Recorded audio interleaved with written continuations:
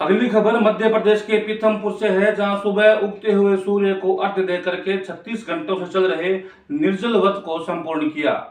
लोक आस्था और भक्ति का महापर्व छठ पूजा आज उगते हुए सूर्य को अर्घ्य अर्पित करने के साथ श्रद्धा और उत्साह पूर्वक संपन्न हुआ। हजारों श्रद्धालुओं ने घाटों, तालाबों और जलाशयों पर एकत्रित होकर के सूर्य देव को अर्घ्य देकर अपने 36 घंटे के कठिन निर्जल व्रत का पालन किया। इस अवसर पर पूरे पीथमपुर में भक्ति और उत्सव का माहौल देखा गया। 4 दिवसीय छठ पूजा के अंतिम दिन व्रतियों ने सुबह घाटों पर पहुंच करके सूर्योदय की प्रतीक्षा की।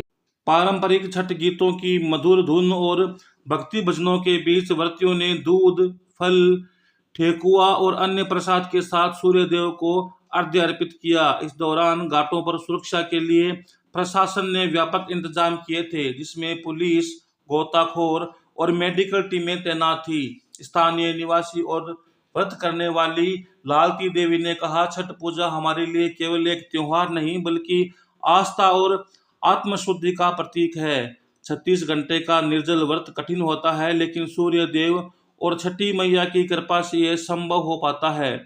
पूजा समापन करने के बाद दाल, चावल और केले, मूली, चने की सब्जी का सेवन कर उपवास खोला जाता है। इस वर्ष छठ पूजा के दौरान स्वच्छता और पर्यावरण संरक्षण भी विशेष ध्यान दिया गया।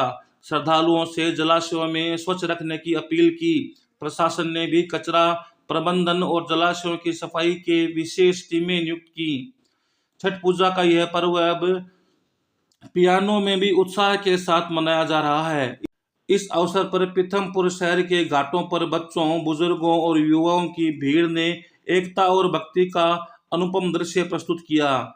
जैसे ही सूर्य की पहली किरणें जलाशयों पर पड़ी, व्रतियों ने अपने परिवार की सुख, समृद्धि और स्वास्थ्य की कामना के साथ व्रत का समापन किया।